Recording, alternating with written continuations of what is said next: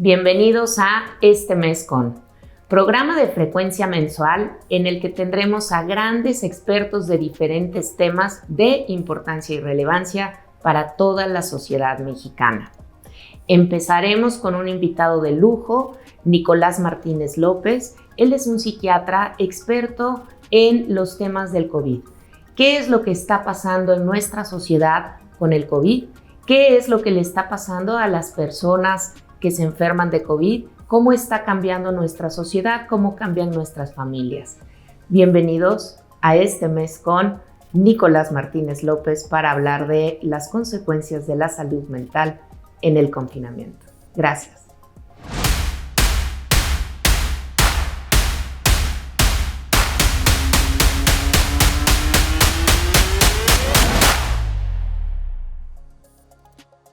Pues aquí estamos este mes con Nicolás Martínez López.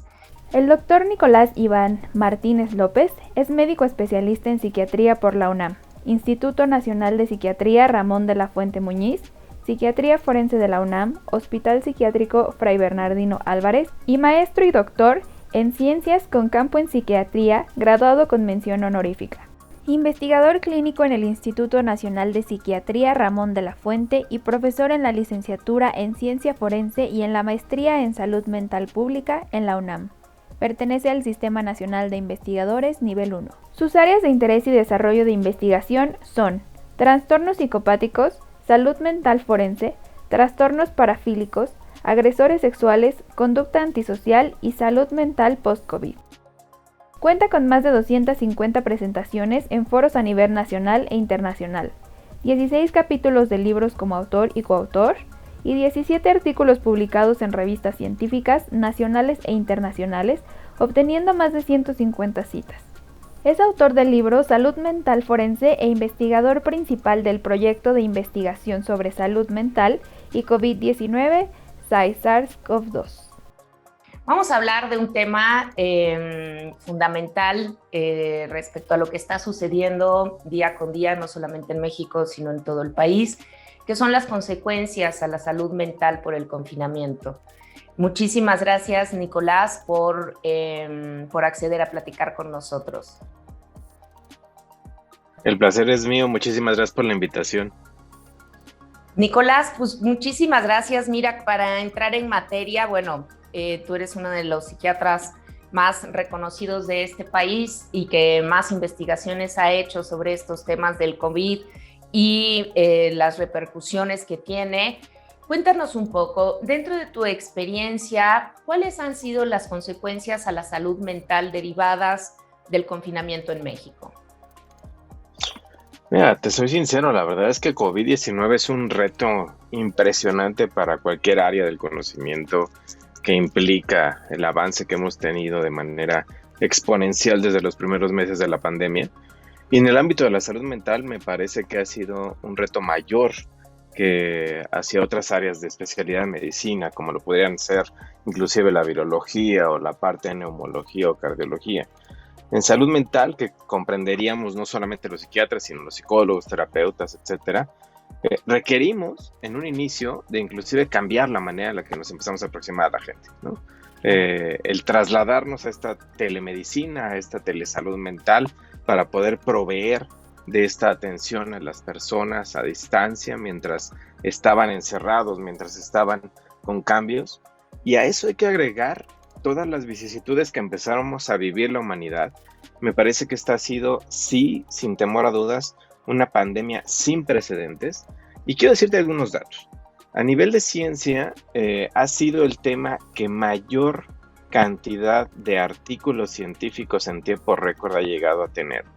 Simplemente haciendo un recorte muy sucinto, en el 2020, alrededor de unos 70,000 artículos respecto a COVID salieron, con algunos otros 20,000 que estaban por imprimirse, por salir al público. Y eso es un prácticamente tema récord que empezó a acaparar todas las publicaciones a nivel global de ciencia.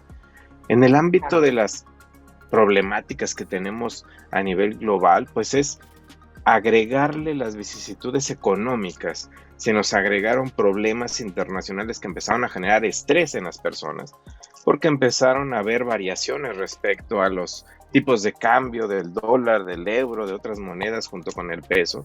Y aquí en México el año pasado, el Observatorio del Trabajo Digno del Colectivo de Acción Ciudadana frente a la Pobreza estimó que alrededor de 21 millones de empleos se perdieron. Y eso habla de un gran problema económico que genera mayor estrés en las personas. Imagínate el hecho de que un día de la nada empiezan a haber modificaciones propias de la necesidad de atender COVID-19, que fue irnos a casa, empezar a encerrarnos, cambiar nuestra manera de vivir, cambiar nuestra manera de trabajar, y que de ellos 21 millones de personas empezaron a perder empleo. Entonces, eso genera un estrés que tiene mayor consecuencia que la propia pandemia, ¿no? ¿Por qué? Porque se cerraron sitios de trabajo, gente se quedó inclusive en cancelación de eventos, en cancelación de circunstancias de trabajo, se cancelaron conferencias, conciertos, etcétera. Inclusive hubo industrias que empezaron a tener bastantes problemas, como la industria del cine. Aquí en México, de las dos grandes empresas de exhibición de cine, una quebró, y eso pues lleva a menor cantidad de empleos y un estrés mayúsculo. Sabemos, por los antecedentes de distintas pandemias, como lo fue el SARS y el MERS, que prácticamente el confinamiento tiene consecuencias. Unas de ellas son depresión, ansiedad, miedo, insomnio, y es propiamente la reacción humana que puede llegarse a tener por la frustración, el miedo, la disrupción en la rutina, la disminución del contacto físico y social, la disrupción en servicios, que también eso llevó a una ansiedad mayúscula a nivel global, ¿no? Si tú recordarás las primeras etapas de la pandemia el año pasado, inclusive existían hasta burlas en internet, ¿no? Estos memes de que la gente estaba comprando demasiado papel higiénico, demasiadas cosas, sí. En donde parecía que nos íbamos a encerrar y se iban a acabar todas las cosas, que iba a acabarse la cadena de distribución, lo cual, bueno, era un poco... Exactamente, sí, o sea, era como más esta visión catastrófica que puede llegar a tener muchas personas, de una anticipación catastrófica que puede llevar a la gente a tener reacciones de depresión y ansiedad por el estrés continuo. ¿Qué es lo que también se empezó a ver? Bueno, pues que en algunos sentidos, algunas personas empezaban a incrementar algunos consumos. Se hipotetizaba mucho que iba a haber un gran incremento de consumo de sustancias o de tabaco o de alcohol, y la verdad es que las cifras no han sido estas que se esperaban. Al día de hoy ya están corriendo en México un par de investigaciones, una muy importante que está llevando a cabo la doctora Tania Real ahí en el instituto, en donde nos está ayudando a entender si el consumo de alcohol en México ha incrementado o no. Porque yo hubiera pensado que sí, y pareciera que no. Ha disminuido. Okay. No ha disminuido. La gente, me parece que en algunas cosas sí ha entendido y se ha empezado a cuidar. Otras ha sido que literalmente, con una lamentable pena, es que la gente sigue pensando que no existe la enfermedad, que es cuestión de alguna especie de complot global, ¿no? Entonces, pues bueno, eso ya es más de ideología. Aquí me gustaría retomar un comentario que creo que expresa mucho lo que estamos platicando el día de hoy. Una cosa que tú dijiste: todos estos temas, ¿no?, han generado un estrés grande, depresión, ansiedad, miedo, insomnio, que han tenido una mayor consecuencia que la propia pandemia. En la ciencia, en los psiquiatras, me imagino que debe de haber habido, a diferencia de otras ramas de la medicina en los cuales la gente dejó de hacerse check-ups, dejó de ir al cardiólogo, dejó de operarse, dejó de ir al ginecólogo por miedo a que en el hospital se fuera a contagiar de algo o no querer entrar, etcétera, este miedo de quedarse en casa todo el tiempo. Sin embargo, en la psiquiatría, en la atención al paciente, ha habido más gente que atiende a la medicina, a la psiquiatría, a la medicina de la mente.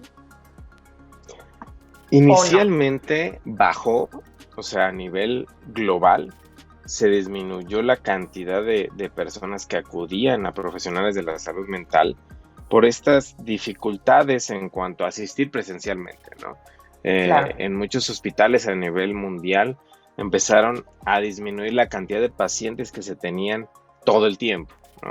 Te puedo decir que en México, de los prácticamente 130 millones de mexicanos que casi somos, hay estadísticas previas a COVID que hacían que esta fenomenología fuera muy particular. Y déjame explicar. Una persona que padece algún diagnóstico, depresión, esquizofrenia, trastorno bipolar, cualquiera de los trastornos depresivos, de los trastornos mentales que podemos padecer los seres humanos, puede llegar a tardar entre 5 a 10 años en acudir a un profesional de la salud mental.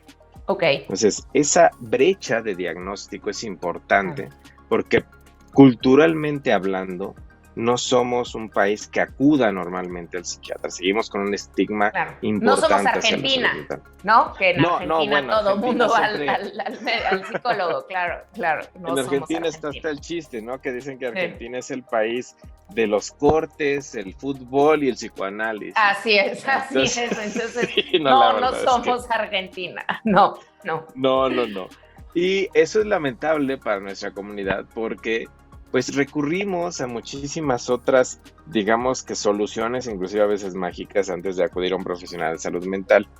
¿Qué pasó durante la pandemia? Inicialmente, pues sí, disminuyó la cantidad de pacientes a nivel público y privado que empezaron a acudir, pero poco a poco fueron incrementando.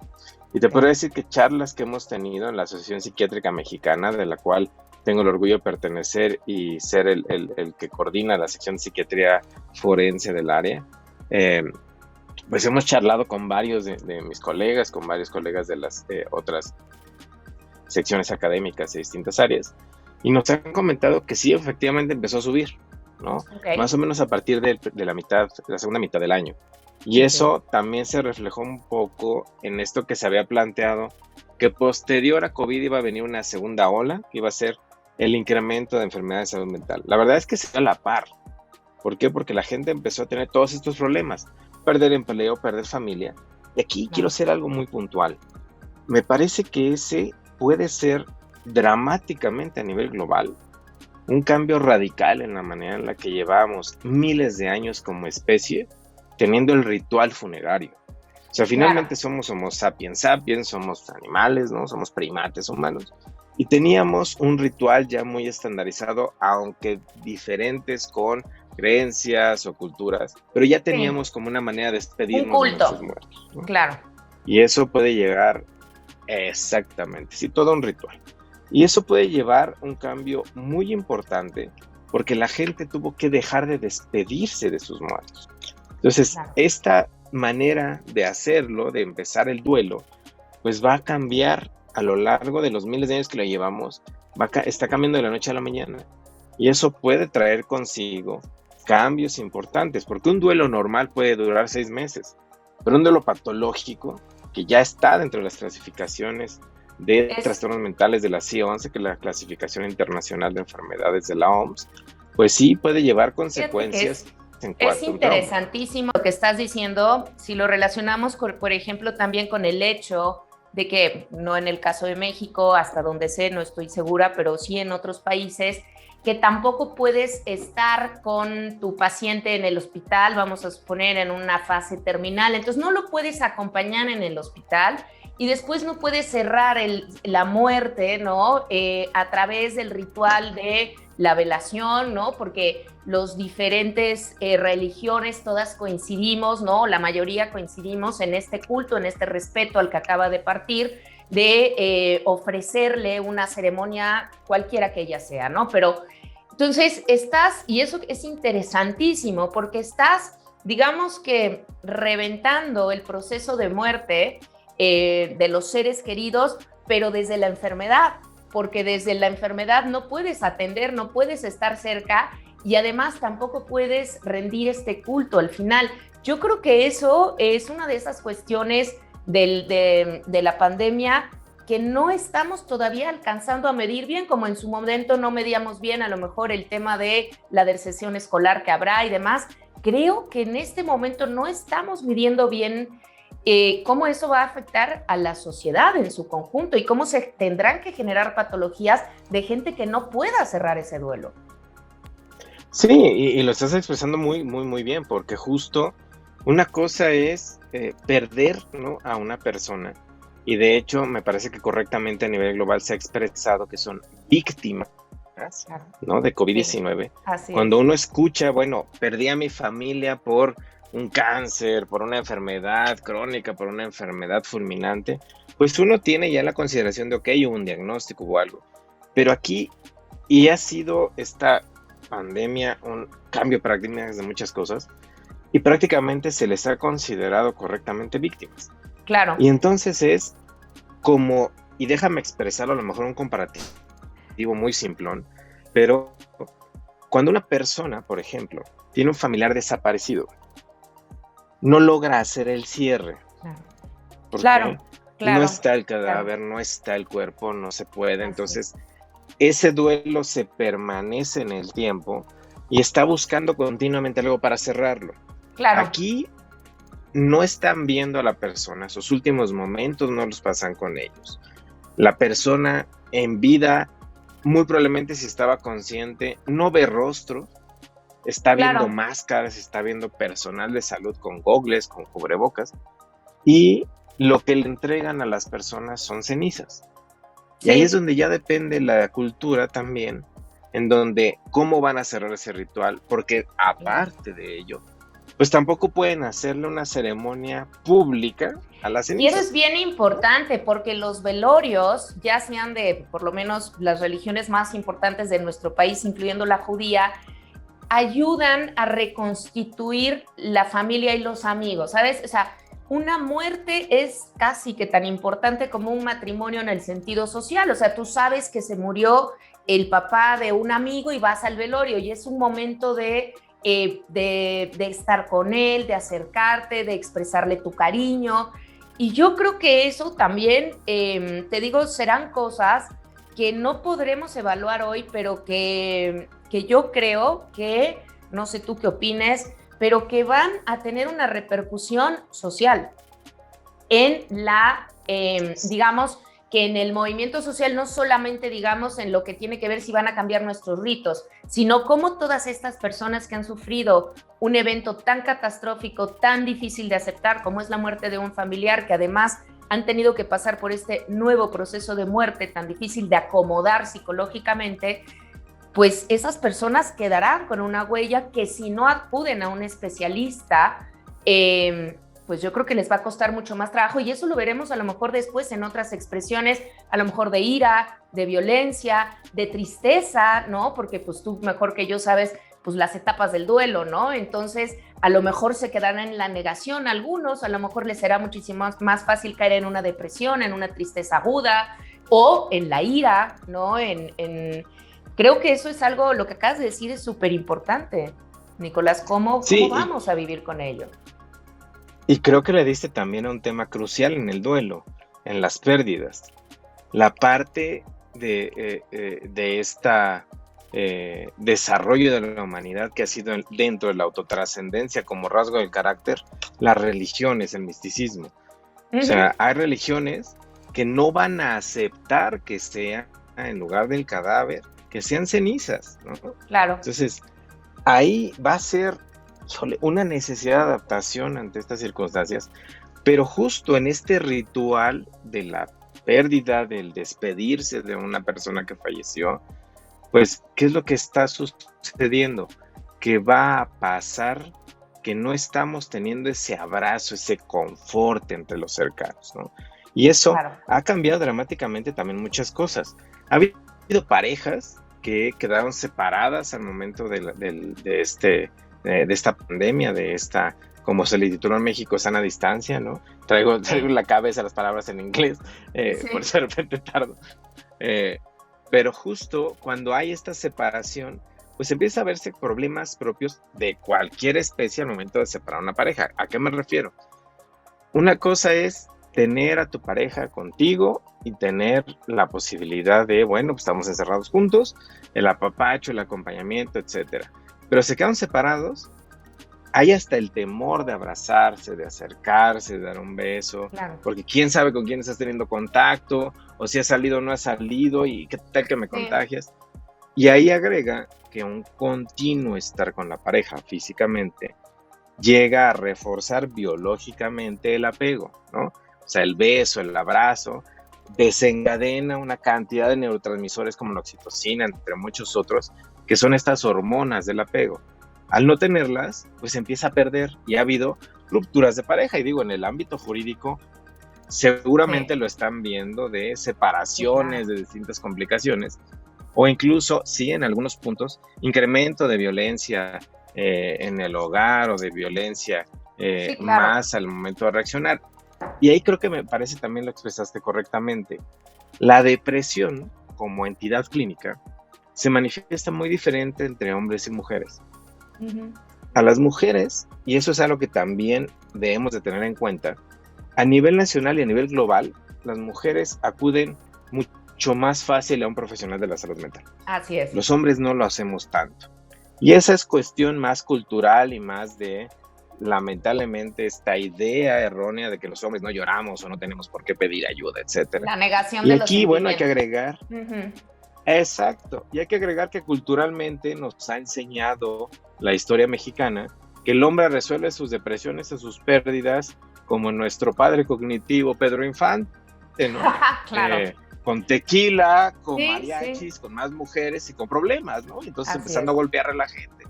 Y ahí es donde también es muy diferente la fenomenología de la depresión. Es mucho más fácil para una mujer llorar, entender, tener una introspección, pero los hombres nos irritamos en la depresión, ¿no? Y muchas veces esa irritabilidad constante se traduce, ¿no? más coraje, en una más violencia. enojo en la depresión masculina. Exacto. Claro. Exactamente. Entonces ahí es donde, pues sí se puede llegar a ver cambios sustanciales en la manera en la que lo estamos expresando, inclusive consecuencias, ¿no? También en el ámbito legal. Claro, eso es muy importante. Fíjate que hay un tema que también me parece que no es muy explorado en el Vox Populi, que es precisamente esta relación simbiótica que se termina, porque todos hemos entendido y hemos visto temas de violencia, ¿no? Y que es muy evidente que, bueno, si una pareja tenía problemas o tenía una familia, indicios de violencia, bueno, pues al estar todos encerrados durante tanto tiempo en el mismo lugar, en un lugar de 80 metros cuadrados o de 300 o de 500, pero todos juntos, evidentemente, bueno, pues eso podría ser exponencial. Pero hay otra parte que me parece que es poco analizada, que es este simbiotismo que se crea en las parejas, sobre todo aquellos recién casados, gente joven que se acababa de casar, que empieza a generarse esta relación como que muy demasiado estrecha, hasta un poco patológica, en la cual ella ya no puede salir a ver a sus amigas si no va él no puede casi que ir a trabajar, le tiene que estar todo el tiempo diciendo a ella, porque llevan más de un año juntos, encerrados en el mismo lugar. Yo creo que eso también va a generar una consecuencia a futuro, ¿no? ¿Tú cómo lo ves? Sí, las relaciones de parejas están cambiando muchísimo. De hecho, yo bromeo aquí en casa, ¿no? Y se los digo a veces hasta a mis alumnos y a mis conocidos. El hecho de decir, oye, ¿sabes qué? Ahorita vengo, voy a cazar mamut, ¿no? Porque finalmente claro. como el hombre de la casa, ¿no? Entonces, tengo que ir al supermercado, tengo que ir al mercado, etcétera, lo que tú quieras. Pero pues pareciera que estamos regresando a esa época de cuando empezábamos a desarrollarnos los primates humanos, ¿no? De en donde la mujer se queda en casa y el hombre sale de cacería, que ahora la diferencia es que no vamos a matar, sino que vamos al refrigerador de los supermercados o al mercado a escoger la carne ya cortada. Pero me parece que sí ha cambiado dramáticamente la manera en la que lo veníamos dando, y ahí les he dado el clavo también en un tema muy importante: la brecha que se genera en cuanto a empleo, en cuanto a inserción social, en cuanto a una relación mucho más, digamos, favorecedora de violencias.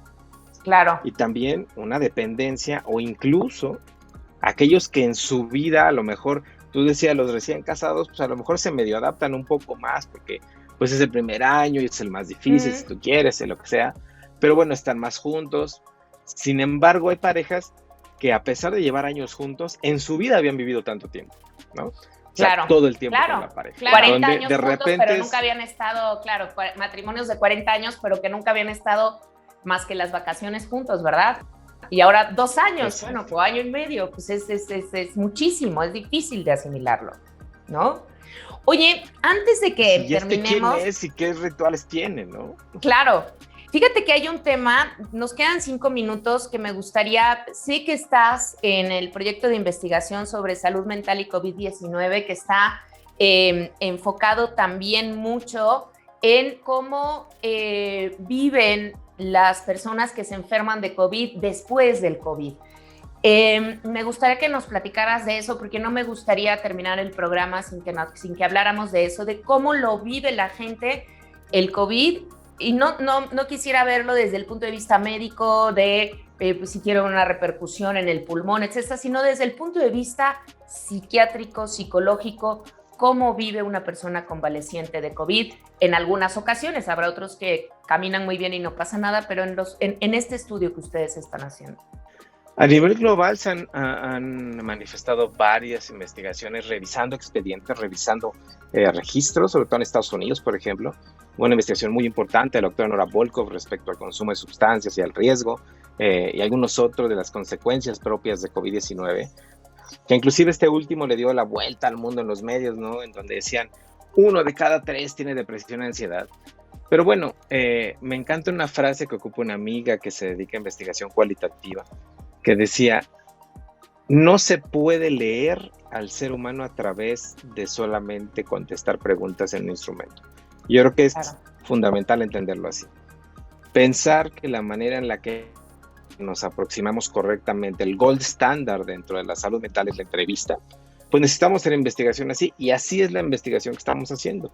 El proyecto lo hemos titulado SARS-CoV-2, es decir, el SARS-CoV-2 es el virus que origina el COVID-19, y el SAI es la parte de salud mental, ¿no? Lo que estamos buscando es diseñar estrategias basadas en evidencia para una atención oportuna, con un respeto a derechos humanos de personas con discapacidad respecto a las manifestaciones psiquiátricas y neuropsiquiátricas como consecuencia.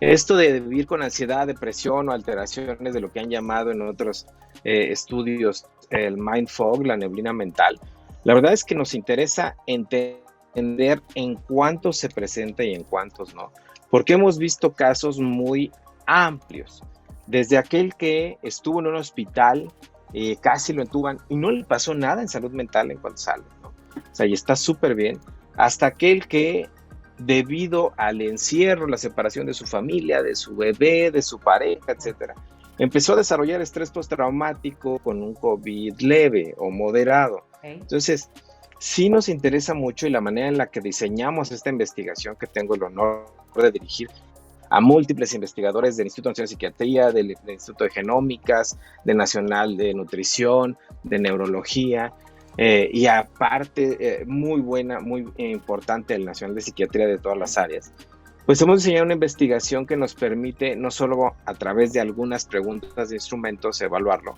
sino a través de la telemedicina, evaluar cara a cara al paciente, ¿no? Y evaluar de todo el país. Nuestro objetivo es evaluar alrededor de 1,000 personas o un poco más a lo largo de este año. Y estamos haciendo esa convocatoria en redes desde el 8 de febrero de este año, con la imagen que te he compartido, en donde justo lo que hacemos es solicitar a la gente que ha padecido COVID-19 que nos contacte ese mail, y explico un poco cómo es. Nos contactan y a vuelta de correo les mandamos el consentimiento debidamente informado que nos ha autorizado ética. Lo leen, lo aceptan, contestan una serie de preguntas de algunos instrumentos, de algunas cuestiones de COVID. Les pedimos que también nos manden un comprobante, porque digo, hay que establecer claramente que necesitamos corroborar, ¿no? No nada más es de dicho. Claro. Hayan tenido una PCR positiva, un anticuerpo positivo, un antígeno positivo, o presentar una hoja de egreso hospitalario de un hospital público o privado en donde constate que tuvieron COVID-19. Y con esas dos les agendamos una cita en telemedicina con psiquiatras entrenados en C11, que también ese es otro cambio. Muchas de las investigaciones se han hecho con clasificaciones previas ya no vigentes. Y actualmente nosotros estamos utilizando la clasificación que está ya de la C11 en cuanto a enfermedades. Y ahí nos está permitiendo entenderlo de una manera mucho más clara. ¿Qué estamos encontrando? Sí, depresión y ansiedad parecen ser los padecimientos más frecuentes, No en todos están presentándose, no en todos se está hablando esta neblina mental, pero también hay que evaluar con todas las variables que estamos teniendo, si más bien es las cuestiones alrededor que te decía, el estrés, la depresión económica, las cuestiones alrededor, o propiamente la enfermedad, y pareciera que no es la enfermedad. Ok, fíjate qué interesante que pareciera que no es la enfermedad. A mí me gustaría mucho, Nicolás, que cuando tengas resultados más avanzados de este estudio pudieras acompañarnos. Con gusto nosotros invitaremos a las personas que ven este programa a que por favor se inscriban, quienes hayan sufrido COVID, quienes quieran participar. Yo creo que el formar parte de este tipo de estudios, de investigaciones, es algo muy bueno porque nos va a ayudar a todos, a toda la sociedad, a poder tener más claras las consecuencias. Entonces, ojalá mucha gente, nosotros pasamos los datos, ¿no? Con el mail que está aquí para que la gente pueda enviar su mail, aquellos que hayan padecido esta enfermedad y que quieran participar. Yo los invito a todos a participar en este estudio. Y pues no me queda más que darte las gracias, Nicolás, por haber estado con nosotros el día de hoy. La verdad es que fue una charla fantástica. Te reitero la invitación a que vuelvas a venir cuando ya tengan más avances de este estudio. Y muchísimas gracias por tu conocimiento que nos has dado el día de hoy. Y gracias. No, al contrario, gracias. Y sí, claro que sí. Vamos a hacer un corte cuando llegamos a 200 evaluados. Mandaremos una publicación, digamos que un preview, y en cuanto tengamos esa, con todo gusto. Muy bien, pues muchísimas gracias, Nicolás. Muchísimas gracias a todos los que nos acompañaron el día de hoy y hasta pronto.